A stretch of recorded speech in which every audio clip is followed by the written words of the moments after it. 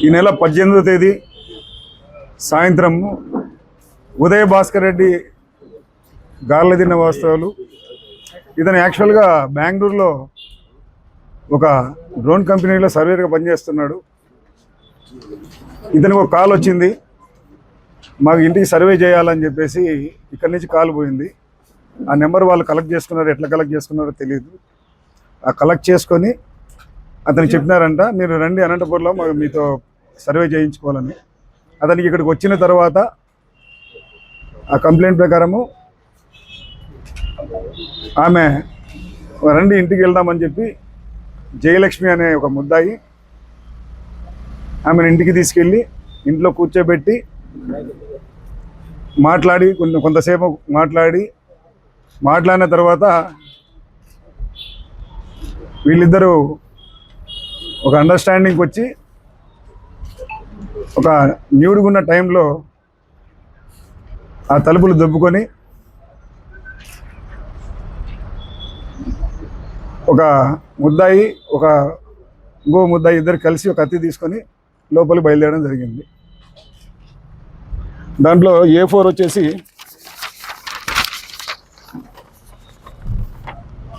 రాజేష్ అనే అతను ఈ కత్తి వాడడం జరిగింది. ఆ రాజేష్ అనే అతను రంగమ్మ అని చెప్పేసి, రంగమ్మ అలియా చిన్ని అని వీళ్ళిద్దరూ లోపలికి ఎంటర్ అయినారు. వీళ్ళు ప్లాన్ ప్రకారమే ఆ డోర్కి లాక్ చేయకుండా పెట్టుకున్నారు. వాళ్ళు ఎప్పుడైతే ఈ విధంగా న్యూడ్కి వచ్చినారో ఇమ్మీడియట్గా డోర్ ఓపెన్ చేసుకుని లోపలికి వెళ్ళిపోయేసి వీడు రాజేశ్వరన్ అనేటోడు ఆమె భర్తగా యాక్టింగ్ చేసినాడు. ఈ పోయేసి భార్య మాదిరి 4 కొట్టి ఆమెని నువ్వేమి ఇట్లాంటి పనులు చేస్తున్నావు అంత అని చెప్పేసి, తర్వాత ఈ రంగమ్మ అనేట ఆమె మీడియేటింగ్ చేసింది పెద్ద మనిషి మాదిరి. రే ఇంత అయిపోయిందిరా, దాని సంసారం నాశనం అయిపోతుంది, మనకి నేను మీడియేటింగ్ చేస్తాను, నేను మాట్లాడతాను మధ్యవర్తిగా తీసుకెళ్ళి అతని దగ్గర ఒక 4 లక్షల రూపాయలు తెప్పించుకొని 4 లక్షల రూపాయలకి సెటిల్మెంట్ చేసినారు. ఇతను బయటికి రాలేదు. యాక్చువల్గా ఇది జరిగి 4 నెలల క్రితం జరిగింది. ఈ విషయం జరిగి అతనేం చెప్పుకోలేదు ఎవరికి. దాని తర్వాత వాళ్ళ బంధువు ఉమాదేవి అని ఒక అమ్మాయి ఉంది. ఆ అమ్మాయి కొద్దిగా తిరుగుతూ ఉంటే ఆ అమ్మాయిని కూడా ఈ ట్యాప్లో వీళ్ళ గ్రూప్లోనే వాడుకుంటున్నారని ఇతనికి తెలిసింది. ఎందుకంటే ఈ విధంగానే ఫోన్ నెంబర్లు ఇవ్వడం, ఫోన్ చేయించడము, వాడు వచ్చిన తర్వాత ఈ విధంగా చేస్తున్నారని ఇతను తెలిసిన తర్వాత అక్కడి నుంచి వచ్చి ఇతను తెలుసు కాబట్టి ఆ ఇన్సిడెంట్ ఆ అమ్మాయిని కూడా పిలుచుకొని ఈ విధంగా చేయొద్దు, ఇప్పటి నుంచి మానుకో అని చెప్పినాడు.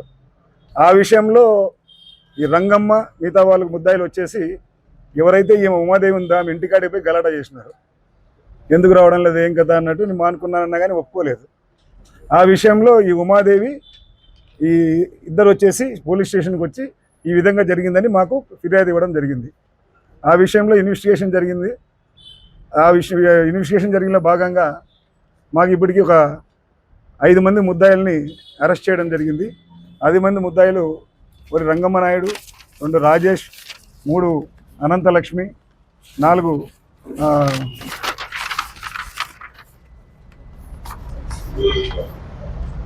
మల్లేశ్వరి, వీళ్ళందరినీ ముద్దాయిలుగా పెట్టడం జరిగింది. దీన్ని ఇప్పటి వరకు 5 మందిని దీంట్లో అరెస్ట్ చేయడం జరిగింది. టోటల్గా మాకు ట్రేస్ అయింది ఈ ఇన్వెస్టిగేషన్లో 9 మంది ముద్దాయిలు ట్రేస్ అయినారు.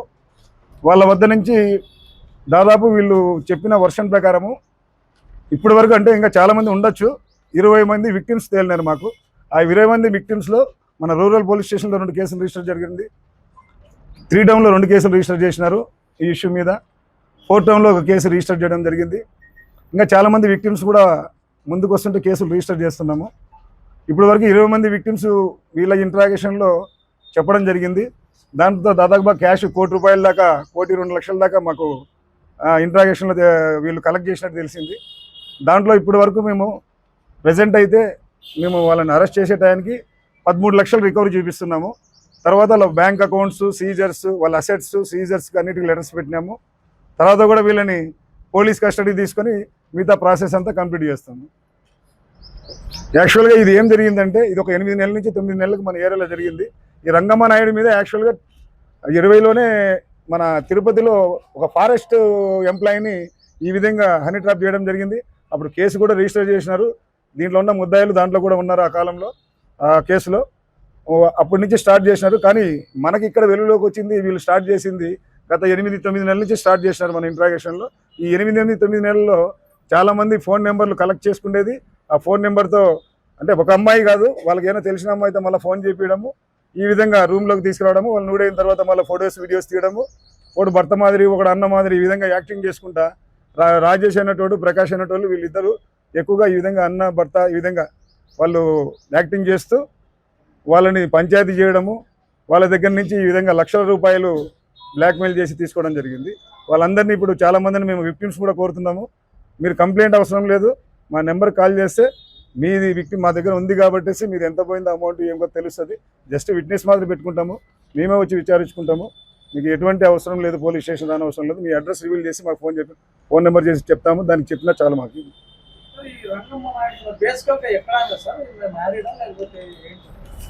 ఈమె అంబాపురంలో ఉంటుంది ప్రజెంట్. రాప్తాడ్ లిమిట్స్లో ఒక హోటల్ కూడా పెట్టుకుని ఉంది. ఫస్ట్ భర్త చనిపోవడం జరిగింది, సెకండ్ వేరే వాళ్ళ దగ్గర ఉంటుంది.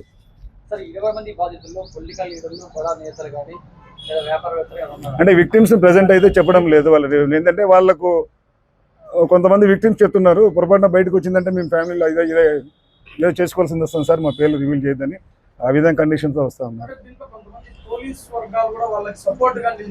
ఆ విషయంలో భాగంగానే నేను 2 సీఎల్ను కూడా కర్నూలు వీఆర్ పిలిపించడం జరిగింది. ఇంకా ఎంక్వైరీ జరుగుతూ ఉంది. అధికారులు ఎవరి మీద ఎంత ఉందో సివియారిటీ అంత విధంగా కూడా ఎంత దూరమైన పోవడానికి ఎస్పీ గారు రెడీగా ఉన్నారు. వాళ్ళను వాళ్ళ యొక్క సివియారిటీ బట్టేసి సార్ యాక్షన్ తీసుకుంటా అని చెప్పినాడు, తీసుకుంటున్నాడు రెడీ. అది రివీల్ అవుతుంది అధికారుల దగ్గర, ఇంకా జరుగుతూ ఉంది విచారణ.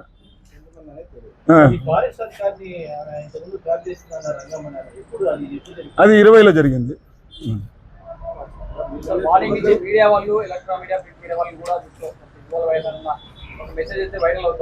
అది ఏం లేదు, మా దగ్గర అటువంటి ఏ ఇన్ఫర్మేషన్ లేదు, ఏం లేదు, ఎవరు లేదు. అవి విచారణ చేస్తున్నారు.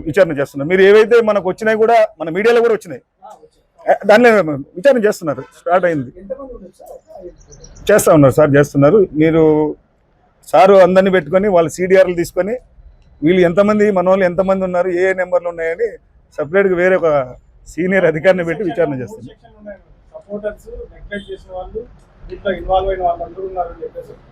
అది విచారణ జరుగుతుంది. మీరు పెట్టిన వీడియోలు కానీ మా దగ్గర సిడిఆర్లు కూడా చెక్ చేస్తున్నారు, వాళ్ళు ఎవరెవరు కాంటాక్ట్ చేసి. ఏది దేంట్లో బాధితులు ఎవరు లేరు, బాధితులు పోలీసు వాళ్ళు ఎవరు లేరు. అంటే ఇన్ఫర్మేషన్ విక్టిమ్స్ ఎవరు చెప్పకుంటే మనము మెయిన్ ఏంటంటే విక్టిమ్స్ దీంట్లో మెయిన్ కాజ్ ఏంటంటే విక్టిమ్స్ బయటికి చెప్పలేదు, ఒక్కరు కూడా చెప్పలేదు.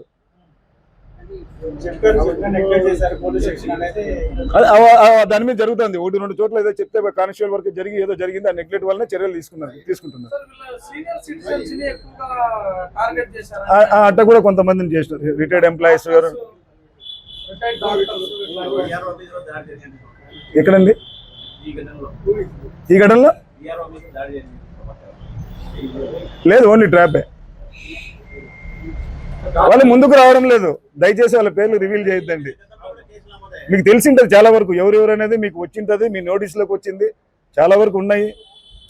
వాళ్ళ పేర్లు రివీల్ చేస్తే వాళ్ళు చేయొద్దని చెప్పేసి క్లియర్గా మాకు చెప్పడం జరిగింది. దాని మీద వాళ్ళ పాపం ఫ్యామిలీ మేమైతే అందరినీ తీసుకుంటున్నాం, వీళ్ళ దగ్గర ఉండేటివన్నీ విట్నెస్ పేర్లన్నీ రాసుకుంటున్నాము, వాళ్ళు విట్నెస్ కింద సైట్ చేస్తాము,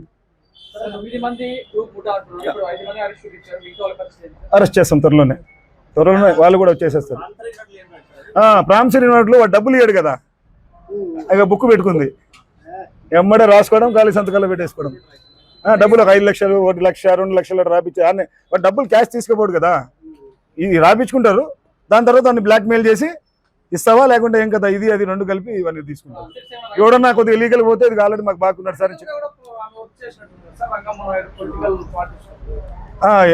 చేసింది, బీజేపీలో ఫోటోలు కానీ చేసింది. అంటే పొలిటికల్ ఫలానా క్యాడర్ అంటే ఏం లేదు ఆమెకి, ఏం లేదు పొలిటికల్ సంబంధమే లేదు అసలు, దాంట్లో అయితే లేదు. నేను ఓపెన్ చెప్తున్నాను, ఉన్నారు చాలాసేపు కొన్ని పార్టీల్లో వాళ్ళు లీడర్లుగా కూడా వ్యవహరించి మహిళలను కొంతమందిని అందరితో పాటు ఫోటోలు దిగడం, లీడర్లతో పోలి అయిన ఉన్నాయి.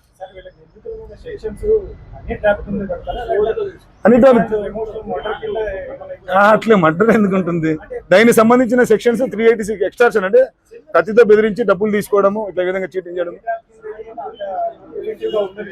అందుకోసమే 386 ఎక్స్టార్షన్, కత్తి తీసుకొని పోయి మరో మహిళకి నిజంగా జరిగినా కూడా ఎవరు వెళ్ళలేనటువంటి పరిస్థితులు వస్తాయి. అవును కరెక్ట్. సెక్షన్లు అయితే స్ట్రాంగ్ ఉన్నాయి. దీంట్లో యాక్చువల్గా మీకు చెప్పాల్సింది ఏంటంటే రంగమ్మ నాయుడు ఫస్ట్ మేము లిఫ్ట్ చేయడం జరిగింది A1ని. కొద్దిగా లీగల్ ప్రొసీజర్ ఉంటే ముందే కోర్టుకు ప్రొడ్యూస్ చేసినాము. రిమాండ్ తీసుకున్నారు, జైల్లో కూడా ఉన్నారు. మళ్ళీ పోలీస్ కస్టడీకి వేసినాం ఈరోజు. ఆమెను తీసుకొని మళ్ళీ స్టార్ట్ చేస్తాం విచారణ. ఇటువంటి నీరు గారిపోతే నిజమైన మహిళలు కూడా ఎవరైనా దానికోసమే చేయాలంటే కూడా చేయలేనటువంటి అవును, దానికోసమే స్టాండర్డ్గా దీనికి ఒక హై లెవెల్ ఆఫీసర్లనే పెట్టినాం ఇన్వెస్టిగేటింగ్. ఏమీ లేదు, ఎవ్వరూ చేయడం లేదు. ఇప్పుడు మీకు తెలుసు రంగనాయుడు స్టార్టింగ్లోనే అరెస్ట్ చేసి రిమాండ్ పంపించినాము, ఒకవేళ పొలిటికల్ అన్నా అంటే కానీ. అర్థమైందే? మళ్ళీ ఇదొక పోలీస్ కస్టడీకి ఈరోజు తీసుకుంటున్నాము. అటువంటి ఏమీ లేవండి మాకు. దీనికి senior police officers, IPS officer కూడా విచారణ చేస్తున్నారు.